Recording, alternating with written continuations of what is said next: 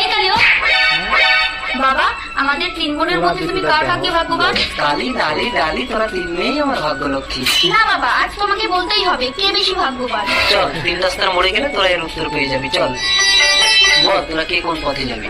এই হলো তিন রাস্তার মোড়। এই পথে গেলে প্রচুর টাকা পাবি, তোদের সারা জীবনের অভাব মিটে যাবে। এই পথে গেলে একটা পরশ পাথর পাবি, যাকে সহজ সরল মানে স্পর্শ করে যা চাইবি তাই পাবি। আর এই পথে গেলে একটা অন্ধকে পাবি, যে আগে টাকা আর পাথরের মালিক ছিল, এখন সবকিছু হারিয়েছে ভিখারি। বাবা, আমি এই পথে যাব। অনেক টাকা পেলে আমার সারা জীবনের চাহিদা মিটে যাবে।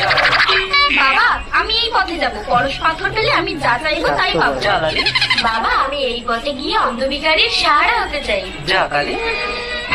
টাকার ব্যাগ। আমি চাই। এই দাঁড়াও, এই টাকা এখন সরকারের আন্ডারে। এই টাকা চুরি করার অপরাধে আমি তোমাকে অ্যারেস্ট করলাম। পরশ পাথর? পরশ পাথর ছুঁয়ে পরীক্ষা করে দেখি আমি যা চাইবো তা পাই